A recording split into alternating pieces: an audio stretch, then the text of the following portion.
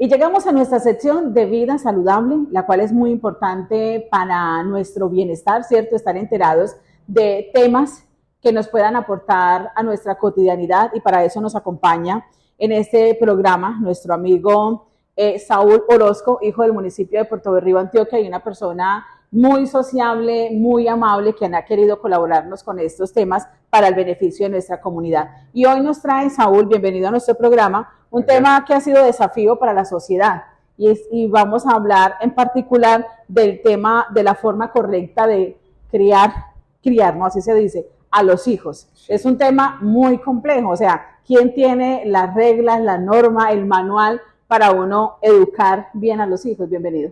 Muchas gracias, Noemí, por la invitación, como siempre. Cordial saludo para todas las personas que nos ven y nos escuchan. Pues, primero que todo, tengo que decir de cuál es la forma correcta de criar a los hijos. Hay que decir que no hay un manual. Desde puericultura se han dado un montón de pautas que pueden ayudar a mejorar el bienestar, pero en realidad la gran mayoría de cuidadores, y hablo de cuidadores porque no solamente son papá y mamá, sí, sino que, por ejemplo, en Colombia la gran mayoría de familias tienden a ser monoparentales o reconstituidas o extensas. Entonces, estos cuidadores normalmente tienden a criar a los niños acorde a como los criaron a ellos. ¿Qué se veía anteriormente? Que la mayoría de padres tendían a inculcar mucho una crianza muy violenta, sumamente estricta, con sangre entra. Y la frase de la letra con sangre entra, y era muy literal. Entonces, por ejemplo, le enseñaban a uno a leer a punta de coscorrones. O la regla. O con la regla, y le daban, y eso te veía también por parte de los docentes, que es uno de los cambios muy grandes que se ha dado en nuestra sociedad. O, por ejemplo, castigan a los hombres vistiéndolos de mujeres y los dejaban todo un día encerrados, vestidos de mujeres como un castigo, o incluso los amarraban a la pata de la cama. Era también. O otra más sádica era el hecho de mojarlos para luego darles con el Martín Moreno, que era un zurriago que pegaba durísimo, para poder castigarlos de esta forma. Yo lo recuerdo. Entonces sí eran pautas muy, muy marcadas, que eran bastante, algunas muy crueles, sí, que podían afectar el bienestar, pues, de los niños. ¿Qué se está viendo actualmente? Que nos estamos yendo al otro extremo de la crianza, que es una crianza totalmente permisiva. Entonces, como nuestros padres, muchos fueron criados de manera autoritaria, ahora no quieren replicar eso mismo con los hijos, porque les da pesar. Ay, yo no quiero que mi hijo crezca con una crianza tan fuerte como la que tuve yo. Pero nos vamos al otro extremo de ya dejarlo hacer lo que ellos quieren.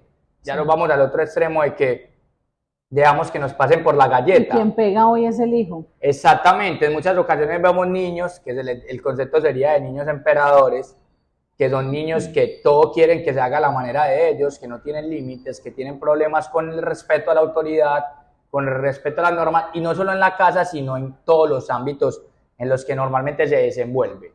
Entonces lo ideal sería, pues, como manejar una neutralidad o unos grises entre en ocasiones ser autoritario y en ocasiones también ser flexible.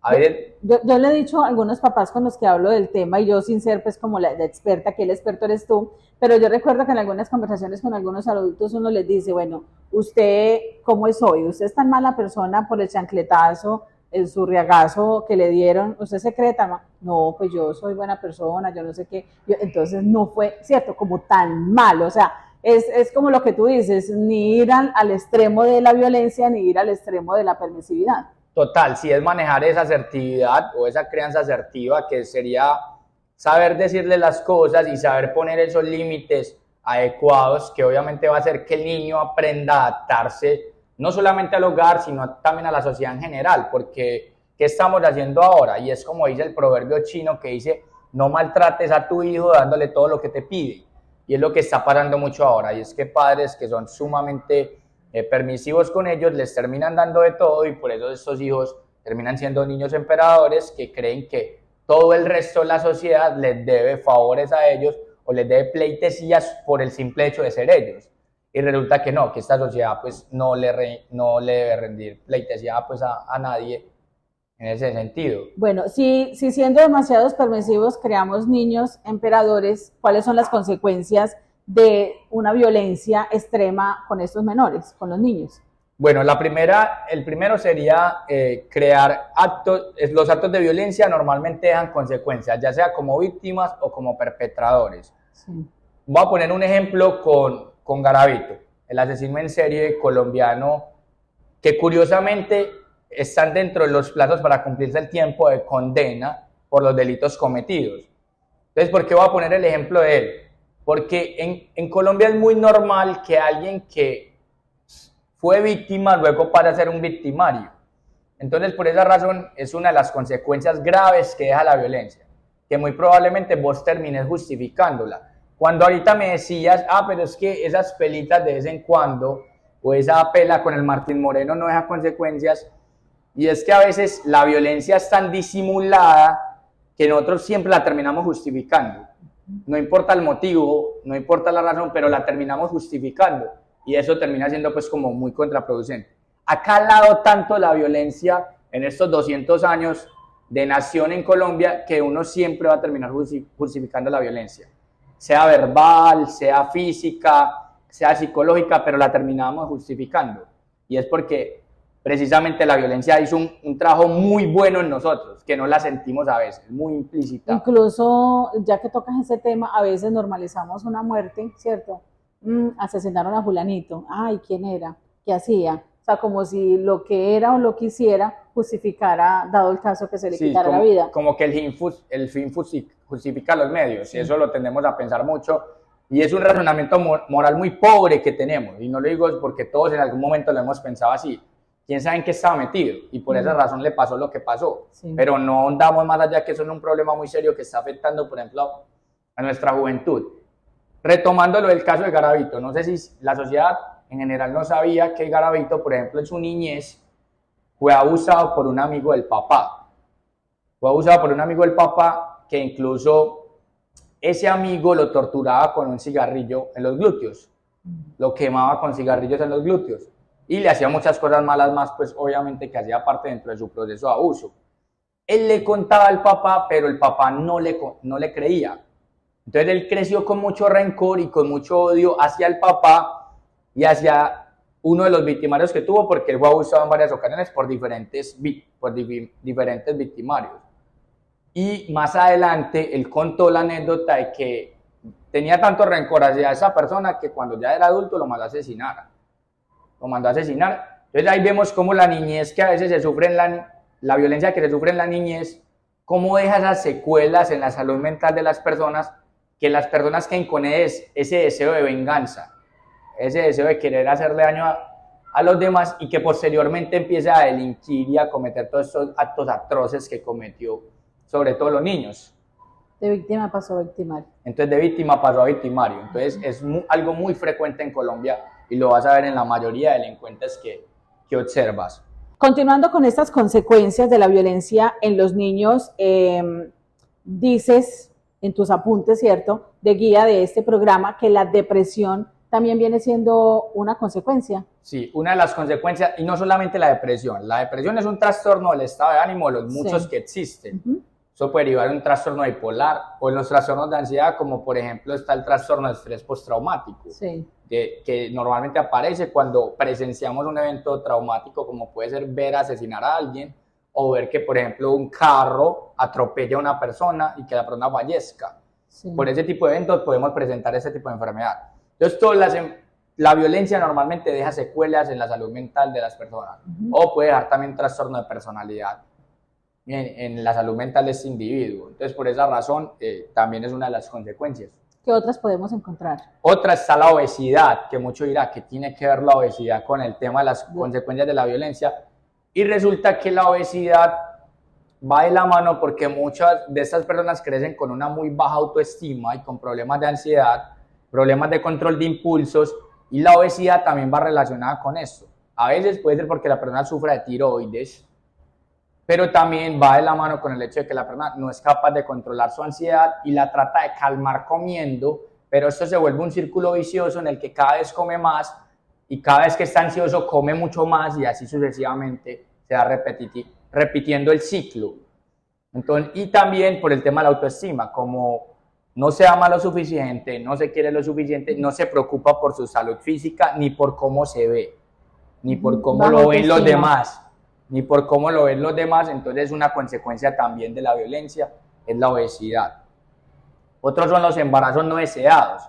¿Por qué? Una niña que de pronto creció en un ambiente muy hostil o con una crianza sumamente pesada, muy conflictiva, muy violenta, puede llegar al punto de que en la adolescencia el primer muchacho que le prometa amor eterno se deje embarazar de él porque cree que puede llenar esos vacíos existenciales con un bebé, o que pueda que también quede en embarazo lamentablemente durante la adolescencia porque cree que yéndose con ese muchacho ya va a arreglar su vida y va a huir de todos esos momentos desagradables que pasó durante su infancia y su primera infancia. Entonces, sucede mucho, Saúl, eso y más de lo que quisiéramos nosotros aceptar, que las niñas y a veces los niños, ¿cierto? Se van muy temprano, 13, 14, 15 años de casa, con un sujeto, con un hombre o con una mujer, ¿cierto? Que les promete algo distinto, mejor que lo que está viviendo en casa. Entonces, en casa están viviendo un infierno,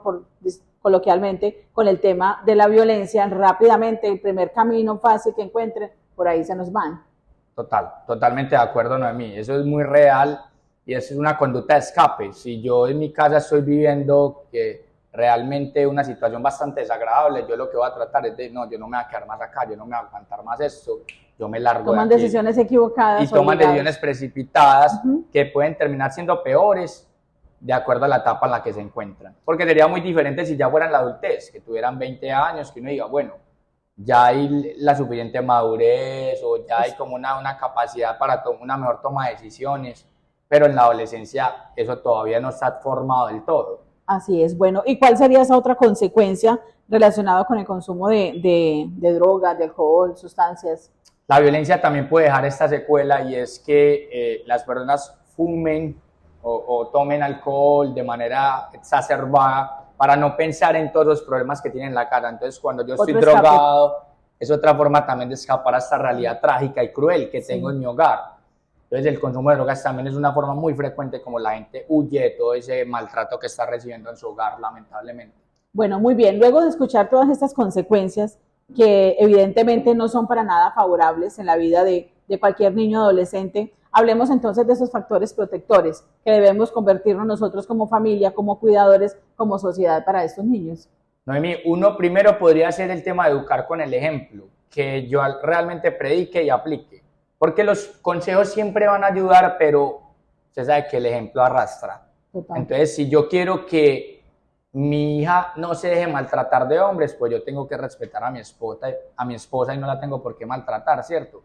Porque habría una incongruencia y normalmente las personas nos vamos a quedar más con lo que vemos en cuanto a acciones que los consejos, porque las palabras se las lleva el viento, pero las acciones son los que realmente van a mostrar lo que realmente somos.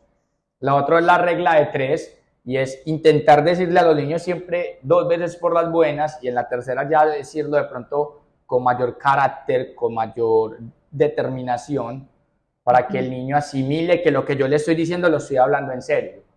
Y no recurrir siempre como primera opción a la violencia. Hay padres que la primera opción siempre es cascarlos o pegarles una pela. Golpe, y esa no es la opción. Eso tiene que ser el último recurso, porque entonces el niño nunca va a aprender a solucionar sus problemas a través del diálogo. Otra consecuencia sería el tema de criar en valores, en normas y obviamente en afectividad. Es importante que le inculquemos principios y valores a los hijos para que sean personas de bien, para que se preocupen por el bien común, para que no traten de sobrepasarse con los demás, además también para que se amen a sí mismos, para que sean cariñosos con los demás, empáticos, para que se sepan relacionar y no solamente se preocupen por el bienestar individual, sino también por el bienestar colectivo. Bueno, muy bien. Hemos hablado entonces de estas pautas de crianza para los hijos, ¿cierto? Bien sea para los padres, bien sea para los cuidadores, bien sea para la sociedad en general. Temas que abordamos acá de una manera muy rápida a través de 89.4 y RTP en esta sección, pero que ustedes pueden ampliar directamente con el profesional, bien sea en una consulta física o también en por virtual, teleconsulta. Háblenos de eso. Bueno, muy importante sobre esto es que estamos brindando el servicio de asesoría y de psicoterapia de manera particular no solamente en el municipio de Puerto Berrío de manera presencial, sino que también estamos realizando teleconsulta para todas las personas que de pronto vivan en un recinto o en un lugar distinto a la localidad del municipio de Puerto Berrío. Línea de contacto. 320-877-7761. Me pueden escribir al WhatsApp y yo con mucho gusto les brindo la asesoría para ponernos de acuerdo para brindar consultas o también para realizar talleres a empresas sobre diferentes temas de salud mental. Muy bien, Saúl, muchísimas gracias. La comunidad ojalá te consulte para que de manera más amplia puedas tocar esos temas. A ustedes gracias, como siempre, por acompañarnos en esta sección de Vida Saludable. Continuemos con más en 89.4 y RTP.